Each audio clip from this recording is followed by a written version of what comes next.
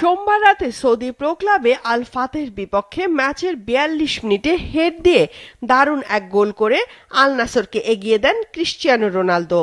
এরপর অবশ্য দল হেরেছে ৩-২ গোলে। তাতে ৩ নম্বরে থেকে মৌসুম শেষ করেছে আল নাসর। তবে এই গোলটি নানা কারণে ইতিহাসের অংশ হয়ে থাকবে পর্তুগিজ তারকার জন্য। ক্যারিয়ারে নিজের বিশ্ব রেকর্ডকে আরো সমৃদ্ধ করে ইতিহাসের প্রথম ফুটবলার হিসাবে পেশাদার ক্লাব ক্যারিয়ারে ছুঁয়েছেন ৮০০তম গোলের মাইলফলক। আন্তর্জাতিক গোল মিলিয়ে ক্যারিয়ার গোল সংখ্যা দাঁড়িয়েছে ৯৩৬টি। আল নাসরের হয়ে এটি ছিল রোনালদোর ৯৯তম গোল। ক্লাবটির হয়ে এটি যে CR7 এর শেষ ম্যাচ তা অনেকটাই নিশ্চিত। ক্লাবটির সঙ্গে রোনালদোর চুক্তি আছে চলতি বছরের ৩০ জুন পর্যন্ত।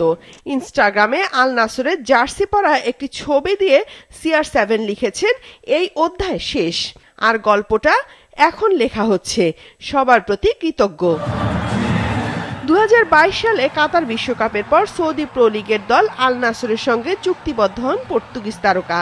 তার যোগদানে বিশ্বের কাছে নতুনভাবে পরিচিতি পায় সৌদি প্রো লিগ। একে একে Neymar, Karim Benzema, Roberto Firmino, Riyad Mahrez, Sadio Mane সহ আরো অনেক তারকার নাম লেখান এই লিগে। এলএমই সার্টিফাইড বিশ্বসেরা কপারে তৈরি ওয়ালটন কেবলস, যা আপনার স্থাপনাকে রাখবে সব সময় নিরাপদ।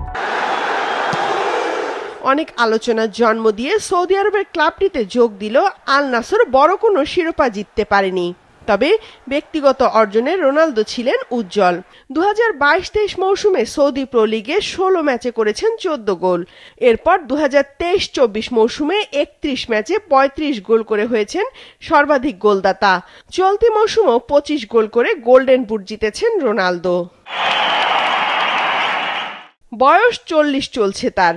এরই মধ্যে ফিফা সভাপতি জিয়ানি ইনফান্তিনো গত সপ্তাহে বলেন, ১৪ জুন থেকে যুক্তরাষ্ট্রে শুরু হতে যাওয়া ক্লাব বিশ্বকাপও পর্তুগিজ তারকাকে দেখা যেতে পারে, কারণ ১ থেকে ১০ জুন পর্যন্ত বিশেষ দলবদলের সুযোগ রয়েছে। এখন দেখার অপেক্ষা ক্লাব বিশ্বকাপে অংশ নিতে যাওয়া কোনো দলে রোনালদো যোগ দেন কিনা।